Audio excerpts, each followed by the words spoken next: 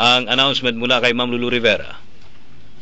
Inaanyayahan po namin ang lahat na kung kayo po ay yung mga government employees, kahit po kayo hindi pa nagre-retire, pumunta po kayo sa amin. Ang amin pong opisina ay Nutrition Foundation of the Philippines Building.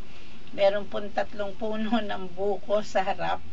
107 E. Rodriguez Avenue, Quezon City. Ang amin pong telepono ay 411-1349, 742-7866. Ang amin pong cell number ay 0920-857-7215 or 0920-2577-496. May website po kami, baka gusto nyo pong bisitahin, www.spicesandfoodmix.com.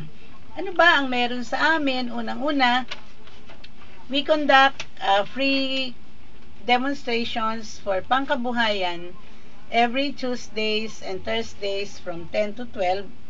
Ang babayaran ho dito, 50 pesos lang just for the certificate and the handouts.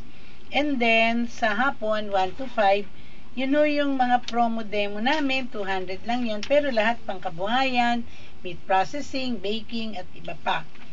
And we have regular courses also on meat processing, basic and advanced. Whole day po yan. 1,300. Meron po kaming magandang course. Paano ba tayo gagawa ng hanap buhay sa sabon? Ang sabon ho, iba-ibang klase eh.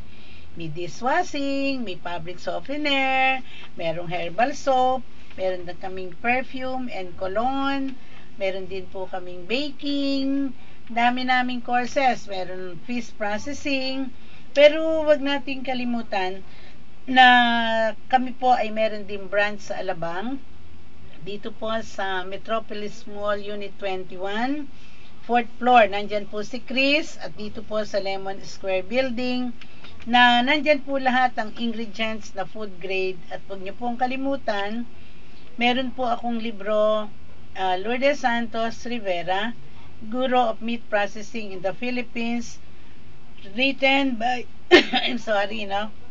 by Yolanda Canseco Hernandez, at ito po ay may 60 recipes na pangkabuhayan.